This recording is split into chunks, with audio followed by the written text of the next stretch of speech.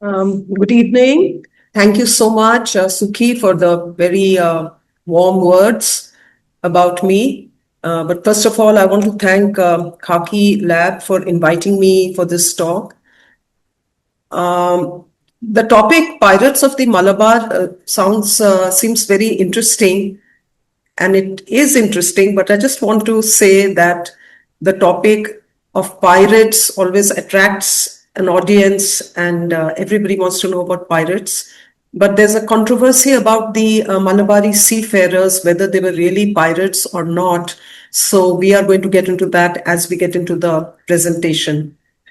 The idea of this subject, that is the Malabari seafarers and their resistance against the European maritime powers, came to me when I wrote a paper for the World Economic History Congress in Boston. And then this subject has been developed by me further in a book which I have published recently, which I will talk about later.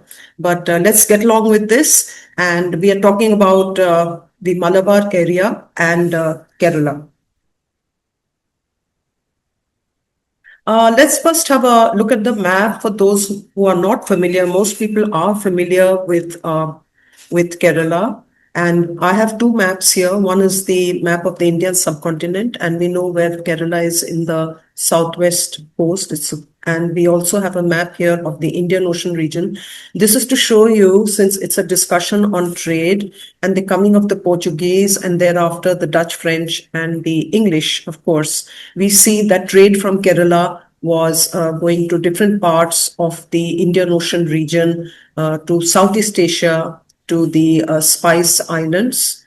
Now we are doing a little more of the location. Now we have a map here of the Kerala region. And we know that they're the Western Ghats, which go on throughout along the west coast, but it is a coastal region we are talking about, and certain ports, as you can see. I'll dwell a minute on this map to get you, those who are not familiar with the map. And here we can see different places, especially when we talk about Kerala and the coastal region, we talk about ports like Cochin, and Calicut, and the coming of the Portuguese. So, okay, we can come back always. All right, so here is quite a few points for discussion.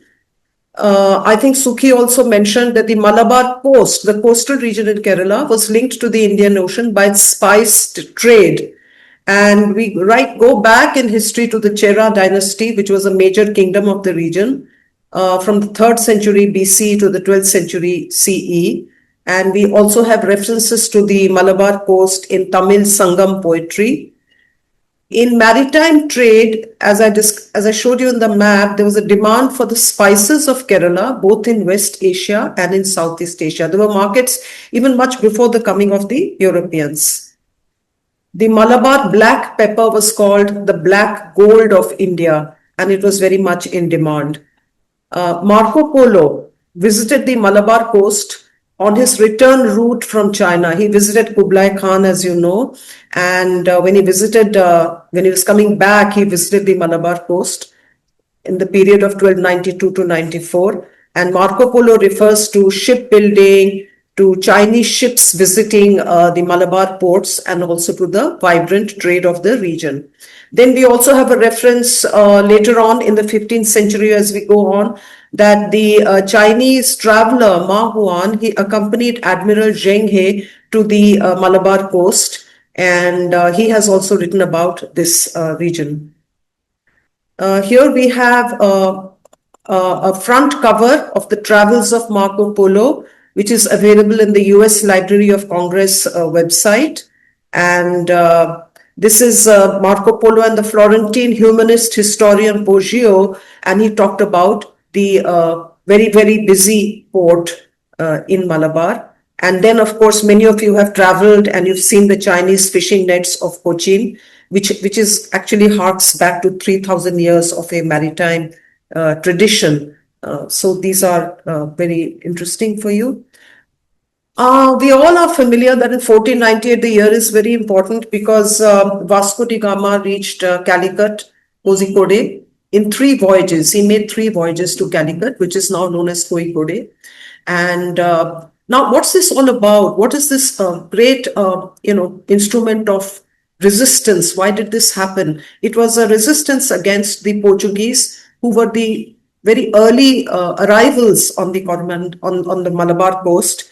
And the Portuguese had a theory of the sovereignty of the seas, where it was based on monopoly and coercion. They wanted to monopolize the pepper trade and all the other kind of maritime activities, and by means of coercion. While in pre-Portuguese period, there was a lot of maritime activities going on, but it was more on a free trade system.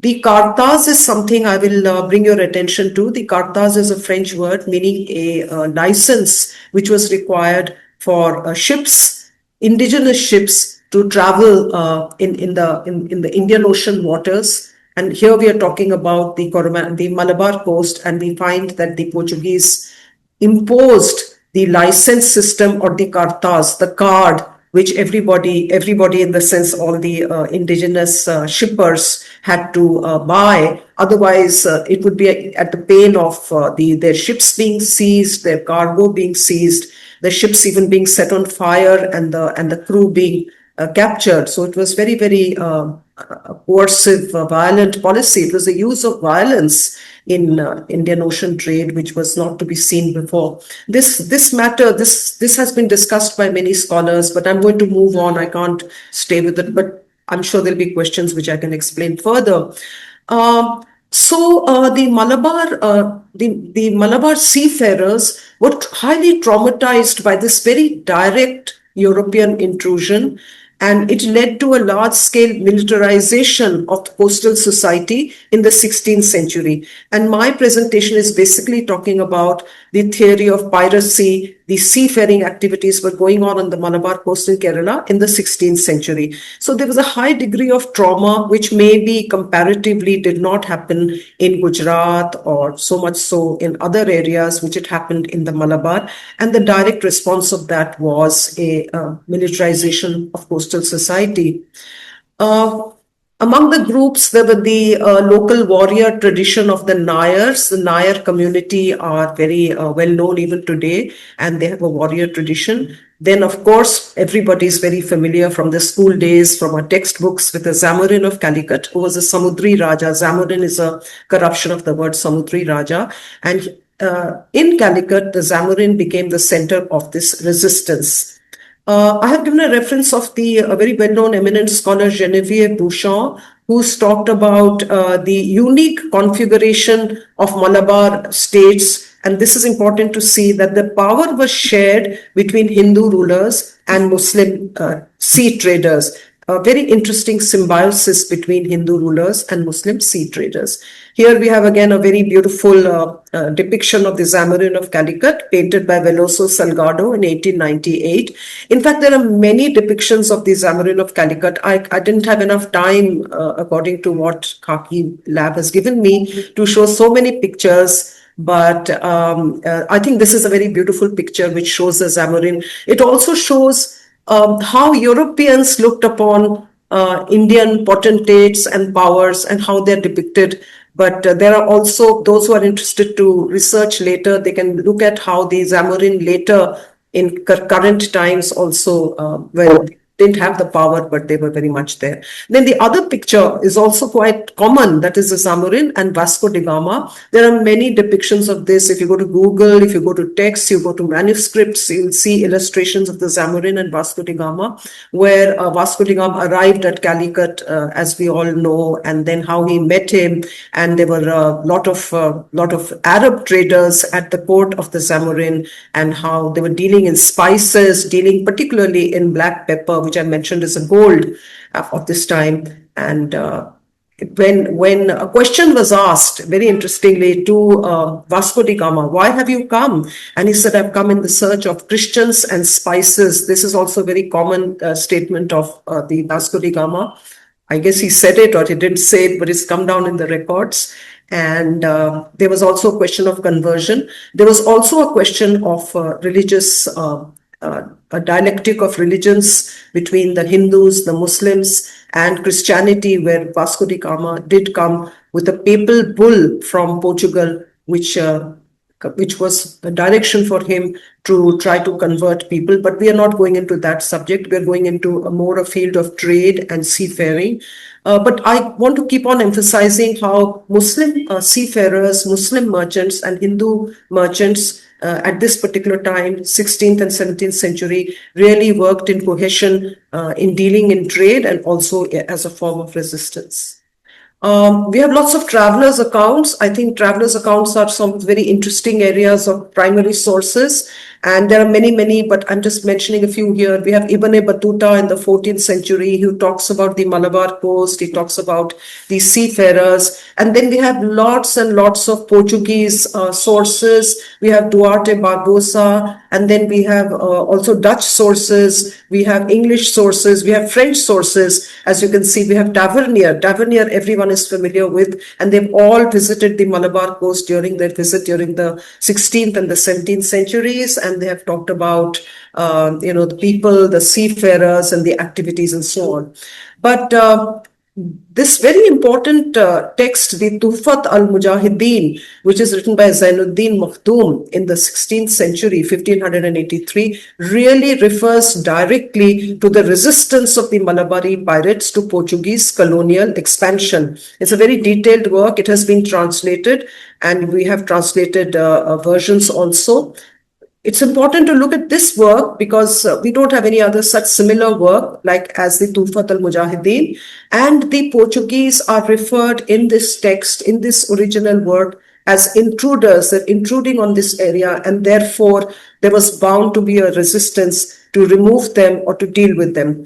Again, we're familiar with the work of Firishta, Tariq-e-Firishta, which has been translated very famously by John Briggs. So Firishta borrowed information from Zainuddin in his very, very well-known narrative of the Malabar. We have lots of different communities who came even from foreign countries, from foreign ports, who settled down in the Malabar coastal area, who traded there. We have Arab merchants from Cairo and Aden, and they were known as the Al-Karimi, who owned more than 50 ships, and each ship could carry more than 80,000 mounts of cargo. We have contacts of merchants from Bahrain and other places. Bahrain was a very important place, which was also trading with the Malabar. So we have lots of references to merchants from these areas who would come into the Malabar, either live there or trade there and live for a while or live permanently. And they really found it a very attractive place to come and trade. We have there's a division between two kinds of traders, the Muslim merchants, the Pardesis and the Mapilas. Mapila is a word which is used even now. Mapila is a word used for local converts, and Pardesis are for foreign traders. So these are two groups of, Muslim traders belonging to the Islamic faith who are very, very active at this time in the trade. The Mapilas enlisted in the naval force of the Zamorin, and they fought a large number of naval battles with the Portuguese, in some of which they were quite successful and triumphant.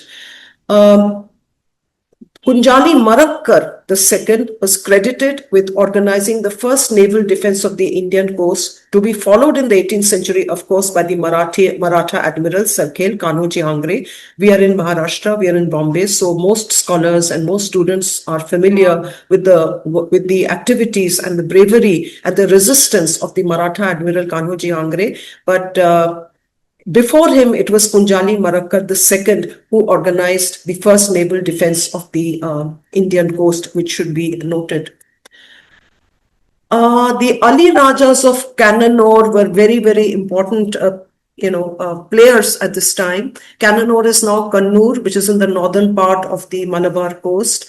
And they were coastal chieftains of a great deal of power and financial capability, and they were able to undermine Portuguese dominance. They assumed titles like Lord of the Seas, and by Lord of the Seas, they also commanded the right to trade in the Indian Ocean, and particularly Maldives, Mahe. These were areas where the Ali Rajas of Cannanore were able to have their dominance, and they were doing this even before the coming of the Portuguese, and therefore naturally they were not particularly pleased with the coming of the Portuguese and put up a very strong resistance. Dutch records of the VOC, the Verenigd Oost-Indisch Compagnie, they refer very profusely to these powerful and independent rulers. Uh, their vessels patrolled the Malabar coast, both blockading and plundering Portuguese and other European ships. So we have a large number of these vessels which were well armed, and they could blockade, because blockading, as you know, was a very common practice, maritime practice, which was even later on picked up not only by the Portuguese, of course, but also by the Dutch and the English. The Dutch were very well known for creating blockades. Um, I mentioned the name of Genevieve Bouchon in an earlier slide, and now here I'm mentioning the name of another very eminent scholar, Pius Malikandathil, who was earlier with Jawaharlal Nehru University. He's a very eminent scholar dealing with the Malabar. And he has talked about these Ali Rajas of Kannanur, and he's talked about them and discussed their presence there, that they were a political power and their power was a state formation venture. So this is a discussion which has been done by Professor Malikandathil, that it was a state formation venture, and it's a very important theoretical discussion. I have again a reference to Genevieve Bouchon. She uses these very beautiful words, regent of the sea, for the Ali Rajas of Kannanur. She has many books. This is one of her books called Regent of the Sea.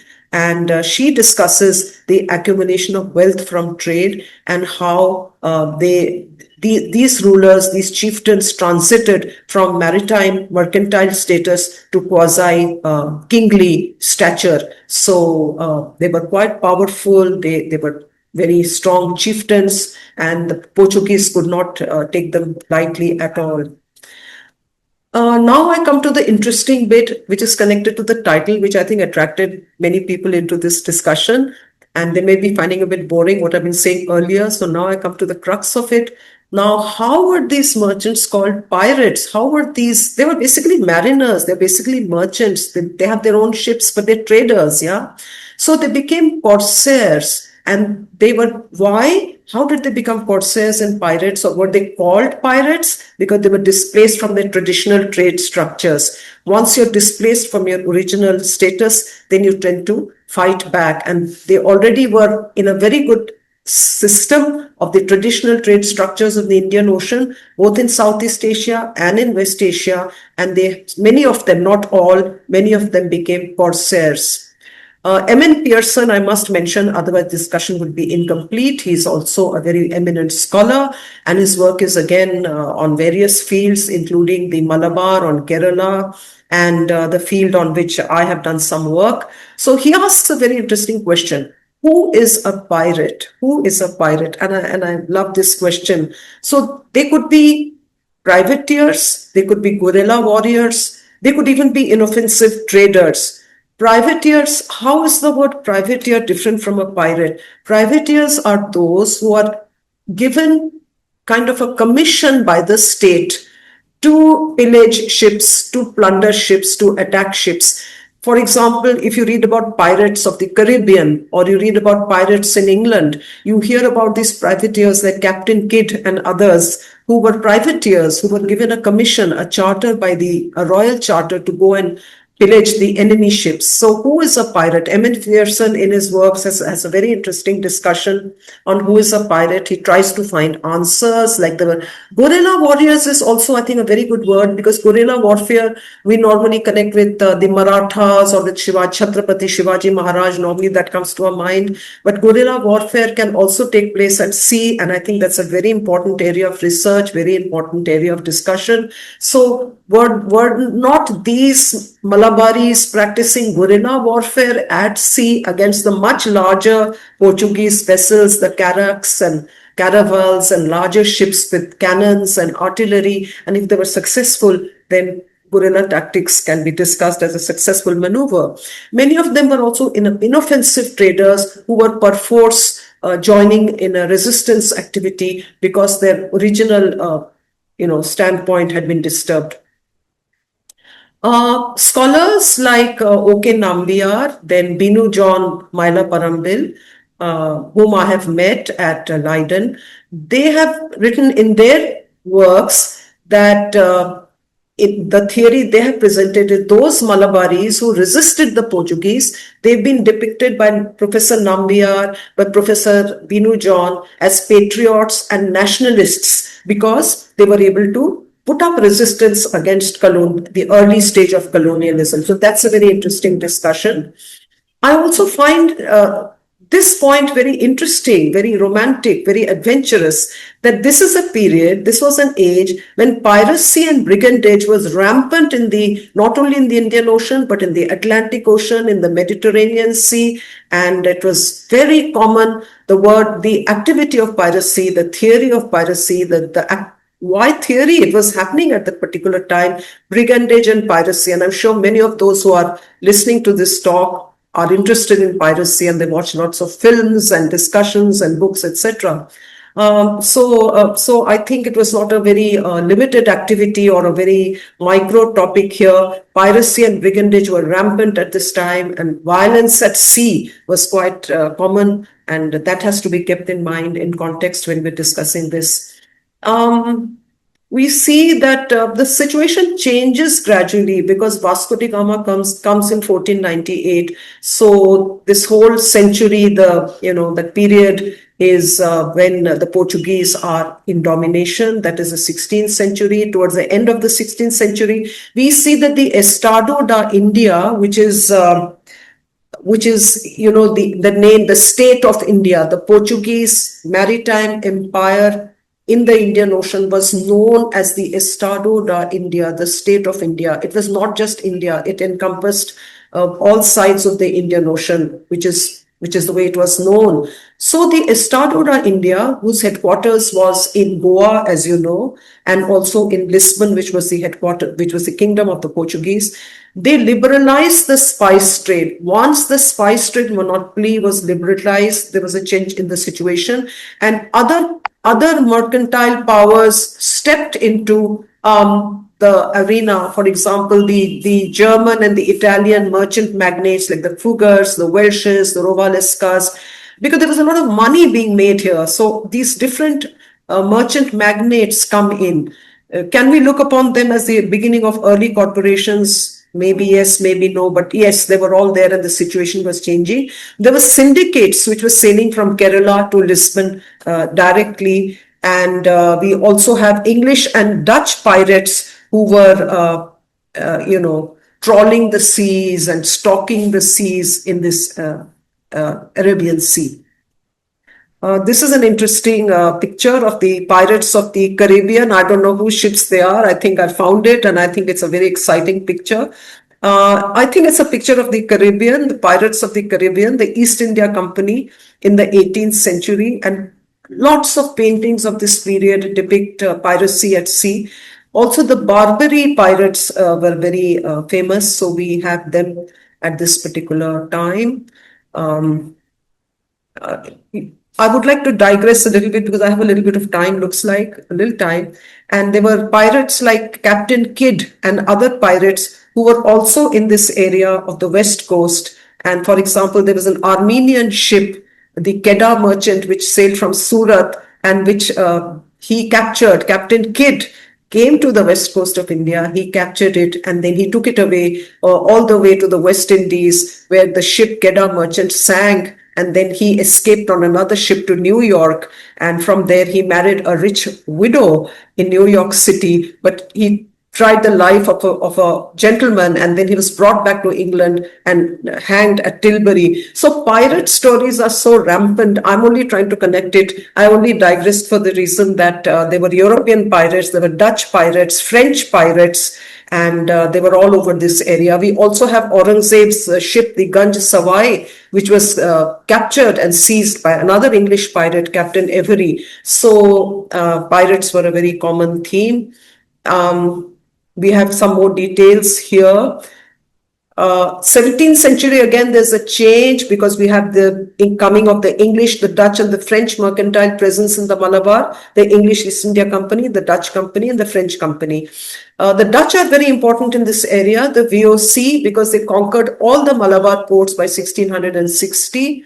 Cochin became the Dutch headquarters. The Raja of Cochin gave monopoly rights to the Dutch.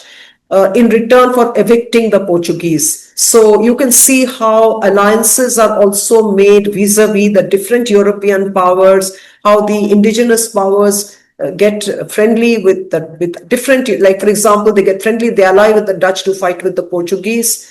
There were also Casado population living in Kerala, who were dealing with the intra-Asian trade in pepper. There were Gujarati merchants. There were Konkani merchants who migrated from Goa. There were Jewish merchants, the Rahabis, Isaac Surgun, who purchased Indonesian spices from the Dutch to sell locally. So spices were not only just indigenously grown, spices were also coming from the spice islands in Southeast Asia and sold from there. So Cochin was a very, very important place. Even today, if you go to Cochin, there are spice markets. There's a Jewish synagogue. So Jewish community was very important here. 18th century, again, a boom in the pepper market. I must mention before I forget that the word pirate, the name pirate, the nomenclature pirate was given in the Portuguese records by the Portuguese against these maybe non-piratical Malabari seafarers and merchants because they thought that was the right word for them. It was kind of a negative word. And this word is also found very commonly in the English East India companies, the Dutch, is that Malabari pirates. It's a very common word I came across when I was doing my research on the English East India Company records, which are extant in the Maharashtra State Archives. Those who are my students, some of you may be listening, I sneaked in the word Surat, if you noticed, because my work is basically on Surat. And even in the Surat factory records, we find the word Malabari pirates is so common that I was very intrigued and I wanted to do further research on them. I talked about the 18th century. That's the last point in this slide. And we talked about there was again a boom in the pepper market. I've talked about the trend or the history of resistance in Kerala. So I can't just stop by talking about the resistance to the Portuguese. I thought it would be nice to bring in Martanda Varma of Travancore, who really goes down in the annals of history, again, as an early nationalist fighter. Okay. But he certainly defeated the Dutch, whom I showed you in the earlier slide, had become very powerful in Kerala, and he was able to defeat them. Here are a few facts about him. Maybe some of you will be interested in knowing more about him. Travancore was in the kingdom of Kerala or Chera in the early centuries and traded with distant parts of the world. In the 11th century, the region came under the Chola Empire. The Vijayanagar Empire ended briefly in the 16th century. In the mid-18th century, the region was unified and became the independent state of Travancore, allied with the British in their wars in southern India. A treaty brought it under British protection in 1795. And after India's independence, Travancore and Cochin merged to form the state of Travancore-Cochin. Boundaries were redrawn and it was renamed Kerala. So the Battle of Kolachel is very important, where the Raja of Travancore was able to defeat here we have it here. It was in 1741. The Dutch were defeated by Martanda Varma. And this, I think, is very close to my studies also, because here is somebody who was able to defeat at a battle very decisively the very powerful, the Dutch. The Portuguese, I'm going back to the Portuguese because the Malabari pirates, as I'm calling them, maybe erroneously, who is a pirate? Yeah, but yes, they were also able to stand up. What did Martanda Varma do? He made pepper a state monopoly, and this was continued by his successor, Rama Varma. So we find this very interesting, and again, I'm referring to a very well-known historian, Sanjay Subramaniam, who has again written a lot of very eminent research work on this area, on South India, on maritime history. And here I'm pointing out to Sanjay Subramaniam's reference to the link between commerce and state power, which we find even in the earlier time of the Ali Raja of Kannanors and the others. So commerce and state power is a very interesting relationship which has to be understood and enjoyed. During this time of the Martanda Varma, we moved forward to another century. We moved to the 18th century. We find that many merchants also became officers of the state.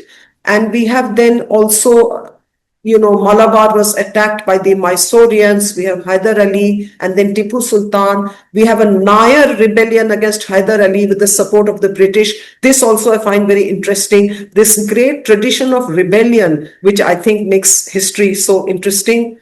Then we have a complete change in colonial hegemony. We have British colonial economy. We are coming closer to the present, where what were the commodities? It wasn't pepper so much. British colonial economy was based on raw cotton, tea, and opium, as we know. So the center of commercial gravity now gradually shifted from the Malabar ports like Cochin, Calicut, Cannanore, etc., to other ports. As you know, Bombay became very important for its, export of opium.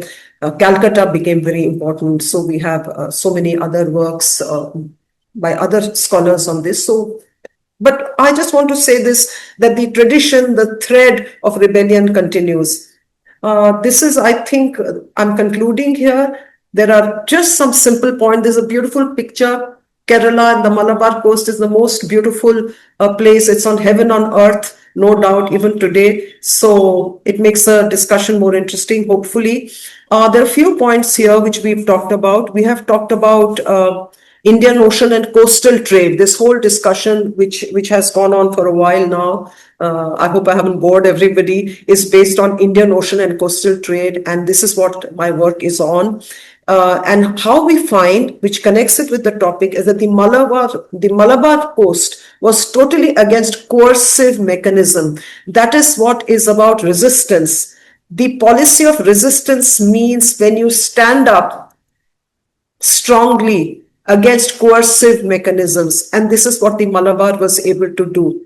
I've just mentioned some other instances of their rebellion, of their resistance. One is the Attingal outbreaks of 1721. Then we have the Mapila uprisings of 1921. So it's not a one-off matter which we've talked about of the 16th century vis-a-vis the Portuguese. This trend of resistance goes on. And then thereafter, I haven't discussed beyond 1921 because that was not my brief.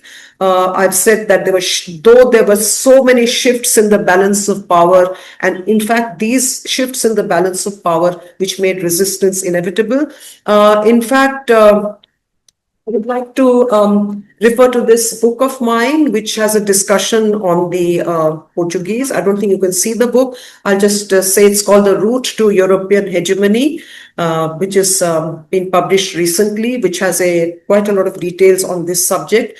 And then along with two other eminent scholars, Dr. Radhika Seshan of Savitribai Phule University and Dr. Ishrat Alam of Aligarh Muslim University. We have a co-edited book coming out very soon, and I hope to see you all if we are able to do a discussion on that book, which is also on Indian Ocean and coastal trade. And I'm very excited about this new book, which should be ready by another month, which talks about the hinterland. Apart from ports, there are hinterlands which play a very big role. And I'm connecting it to what we've discussed today, that who are these men? Who are these merchants, both Hindu and Muslim, who are living in the hinterland of these areas? What is their role? Who are these maritime merchants? Why are they connected? Why are they fighting for their rights? I think that's what makes this very interesting. Just a few readings, in case you're interested. This would come later. I'm not going to read out the whole thing to you. I just thought it's good to have some suggested readings for you to carry on your discussion, to carry on this discussion further. I'm not able to do everything at one go. There are many more. Rajan Gurukkal is very well known. See, I've combined old and new scholars, young scholars, well-known scholars. I think that's what it's all about in our field. So those who are interested can maybe take this later from the YouTube. I think that was the last one. Thank you very much. Am I early? Am I late? What? Now maybe Suki, we could have the questions and further discussions. Sure. You're just on time. It was really nice and succinct, and you made us time travel along the Malabar coast very, very rapidly, and sort of showed us what the world was like at that time. When I was younger, I always thought that pirates were a thing of the past, and they were to be read as history. But as the world is changing now and evolving over the last few months, years, I feel that we haven't yet evolved so much, and maybe piracy is still very much on. And what do you think about what we have learned and how things have changed from the area that you've studied the past to today? In what context do you mean? In the context of piracy? In context of violence on the seas? In what way? Or are you asking a macro question? No, in the context of trade and use of power for trade. Yeah, I think that's a very pertinent question. But I'm going to sway a little away from that. I'm going to concentrate on smugglers and pirates. They're all over the Somalia area. Have you noticed the Horn of Africa? It's rampant with pirates in that part of the Indian Ocean. And I think there's a movie of Tom Hanks, if I'm not mistaken, where Tom Hanks is the captain of a ship which is attacked by Somali pirates. I don't know how many people have seen it. And if those who haven't seen it must see it. So Somali pirates are very active. And I must share a personal experience with you. We the Khaki lab office where I'm sitting right now is near the Lion Docks, and the officers of Lion Docks contacted me whether I knew any of the languages, the kind of old Portuguese, or whether I knew the languages which the Somali pirates use, because they'd been captured and they were here in the docks and they wanted somebody, if not me, my students, who could deal with them and translate whatever language they were speaking. So this is contemporary. These pirates are there all over today.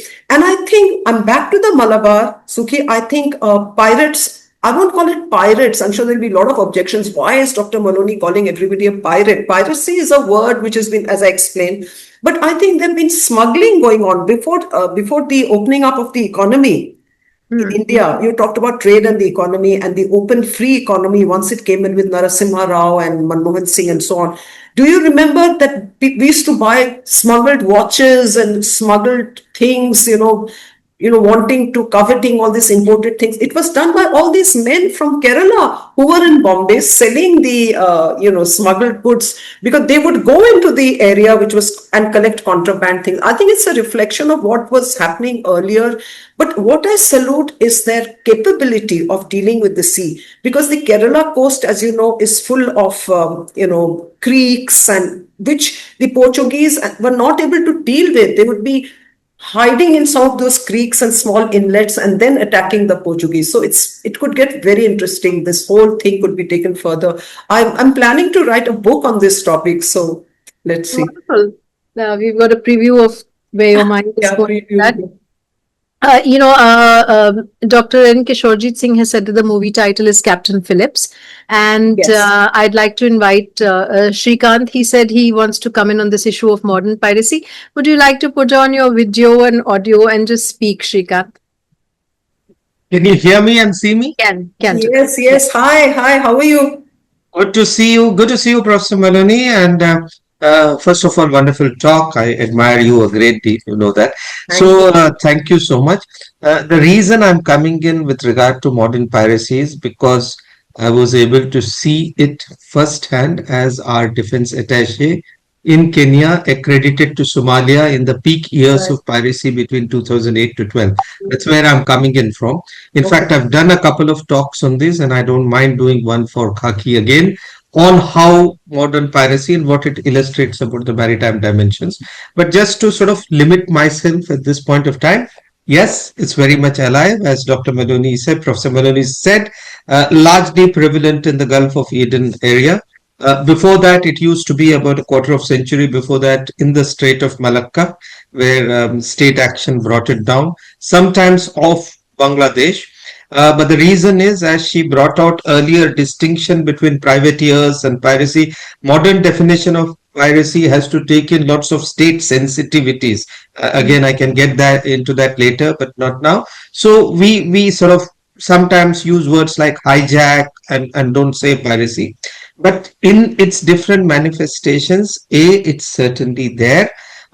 B, it often collaborates with other illicit activities, gun running, smuggling, Yes. terrorism.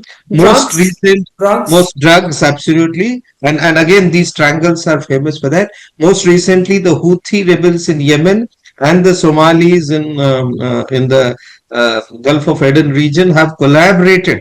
In fact, this just as recent and 2 years ago, wherein a lot of traffic therefore had to go through the Cape of Good Hope and not transit through these. So there direct losses and huge. One study estimated $6 billion losses for and remember, you and I pay for those kind of losses ultimately in terms of increased cost. The third point is India has done brilliantly in countering piracy, often better than anyone. During that period of 2008 to 12, we were not only in the forefront, but at one point of time, we had maximum pirates captured. As Professor said, she had to go to. Unfortunately, we did not have state legislation about trying these pirates. So ultimately, we had to They were sort of released. leave them or release them. There were several issues. That thing has been addressed now, but it talks of the problems of last mile connectivity and also the narrative. My last 30 seconds, Captain Phillips or Captain America, what it was. My American colleague debriefed that actual captain, he did it, and it was far less romantic than what Hanks. But the Americans try to show that captains are supermen, but it also tells you that India could well have done a couple of movies on how the Indian Navy handled piracy, because I assure you, we handled it as good, if not better. The first very shots against pirates in the Gulf of Aden was taken in November or December of 2008 by an Indian Navy ship called the Tabar. So, yes, very much present, and the Indian Navy deals with this on a day to day basis by whatever names these illegal activities go on at sea. Thank you so much. Thank you, Dr. Thank Kisnur. you so much. This reminds me, Suki, I just wanted to say before it skips my mind, is that it looks like I'm plugging my own books, but I have another book coming out in the press now very soon. It's a new work of mine called The Portuguese in Asia. And Shrikant, I hope we'll be able to discuss this together in the future. So I'm connecting it is that both in the Strait of Malacca and the Strait of Hormuz, there were a lot of piratical activities at this time Yeah. which they were dealing with. So I Yeah. have a discussion on various areas which the Portuguese were dealing with in the Indian Ocean. And one of my sections is on the two strategic places which the Portuguese grabbed, which was Hormuz and Malacca, and how those straits were rife with pirates, really teeming with pirates. Thank Wonderful. you. Absolutely. Love to. Look forward to that. Thank you. Thank you. Thank you so much, Shrikant. I have another question for you. Basis your research taking back to the older times, which you said is based on the research of whether it was Ibn Battuta or whether it was the Portuguese, the Dutch travelers. I'm sure that when a traveler from France or Portuguese is putting his views at that time, there is a bias. How do you counter the biases that you would find in their narratives in your research? Yeah, well, Suki, that's what I'm trying to do because, as I mentioned, maybe in passing, is that the European records, which were quite vast at the time, and the travelers' records. Travelers were coming, like today we have YouTube. Those days, people will be writing tomes and they'll make money and they'll be happy and they'll travel again.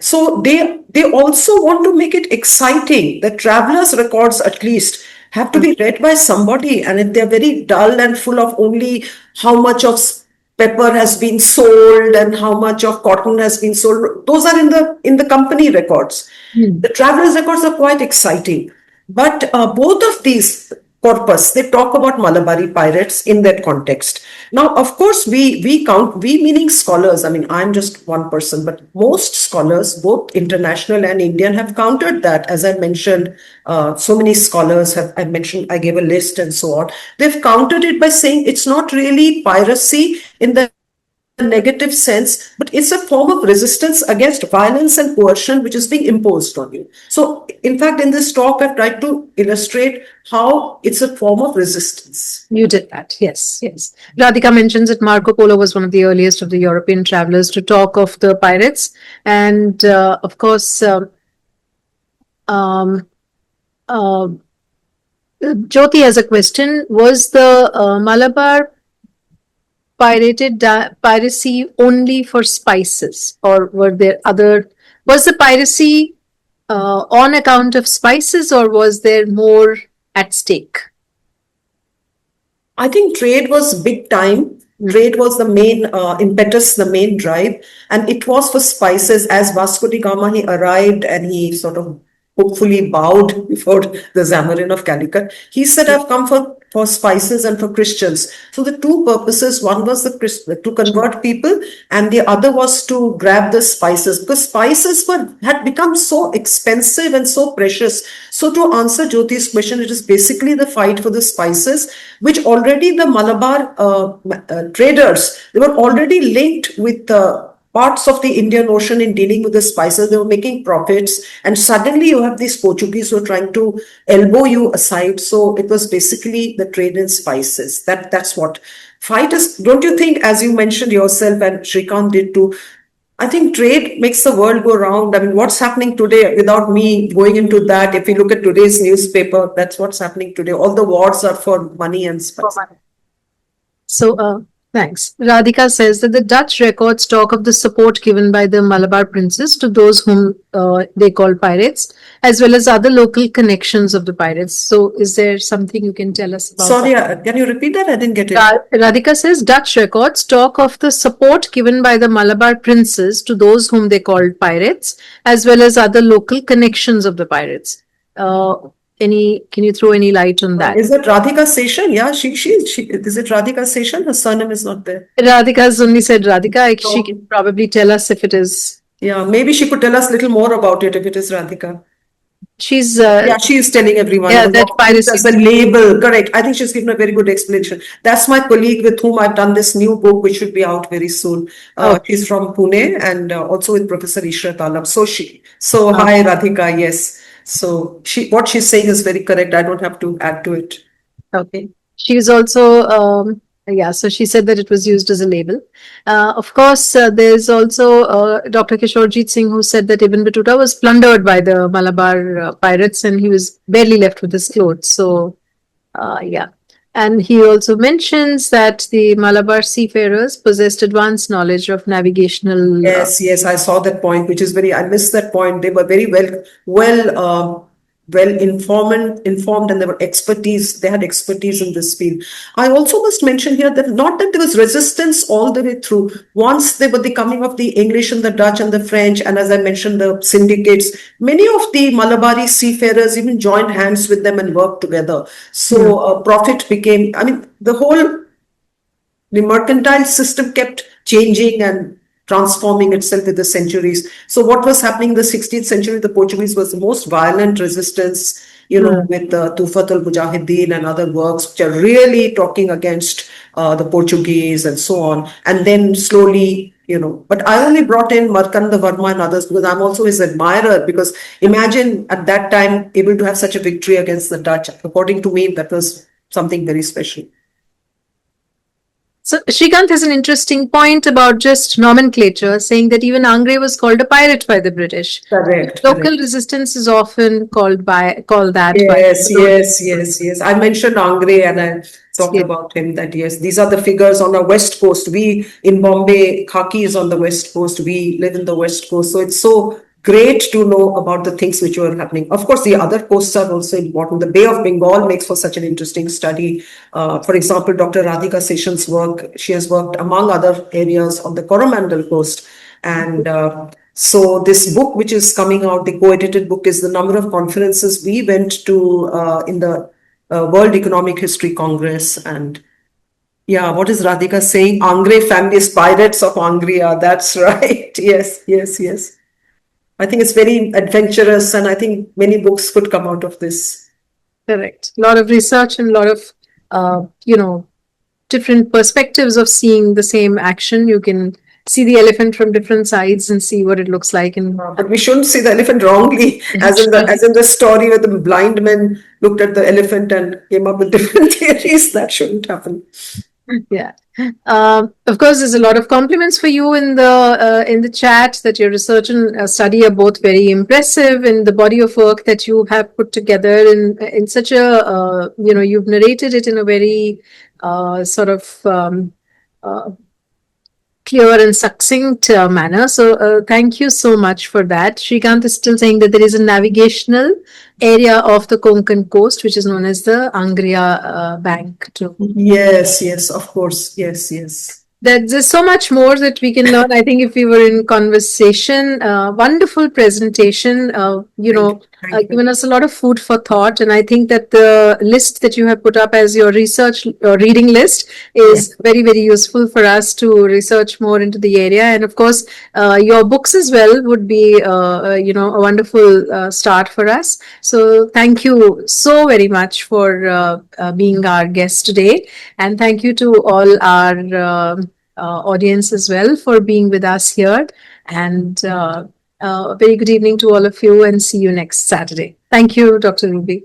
Thank you, Sukhi. Thank you. And I thank everybody. I can see the names of my friends, Indrani, my students, Leena, and so many others, Radhika. So thank you for appreciating my talk. Thank you very much, Sukhi. Lovely having you. Thanks.